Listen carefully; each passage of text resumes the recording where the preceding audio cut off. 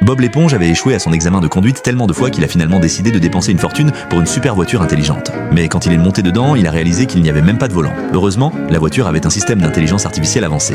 Avec une simple commande, elle a commencé à rouler toute seule. Sur la route, la conduite fluide de la voiture a fait sentir Bob l'éponge invincible. Il a même commencé à apprécier le trajet. Et quand il est passé devant Carlo, il n'a pas pu résister à l'envie de se vanter. Incapable de le supporter, Carlo a effacé sa propre mémoire.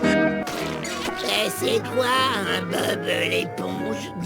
Pendant ce temps, Bob l'éponge saluait toujours joyeusement Madame Puff, ce qui l'effraya à moitié. Elle paniqua et essaya de s'enfuir. Mais son bateau fut écrasé par un compacteur, aplati en quelque chose qui ressemblait à une serviette hygiénique. Pour la première fois, Bob l'éponge ressentit l'excitation de conduire, et il n'aurait pas pu être plus heureux. Mais cette nuit-là, une forte pluie commença à tomber. La supercar se mit à klaxonner sans arrêt, attirant l'attention de Bob l'éponge. Ça ne va pas couper. Je suis tout trempé. Il attrapa rapidement un parapluie pour le protéger de la pluie, mais ensuite la voiture se plaignit qu'il faisait trop froid. Alors SpongeBob l'enveloppa dans une couverture. Toujours insatisfaite, la voiture voulait entrer dans la maison. Sans hésitation, SpongeBob a découpé un mur et a laissé la voiture entrer pour regarder la télé. La supercar gâtée a vite ignoré SpongeBob complètement. Se sentant impuissant, SpongeBob a décidé d'aller se coucher. Mais au milieu de la nuit, la maison Ananas a soudainement commencé à trembler. La voiture voulait dormir dans le lit de SpongeBob, alors SpongeBob est allé dormir en bas à la place. Mais même alors, le ronflement bruyant de la voiture l'a empêché de dormir. À la fin, il n'avait pas d'autre choix que de dormir dehors sous la tempête. Le lendemain matin, Bob l'éponge, épuisé, a conduit la supercar au crabe croustillant.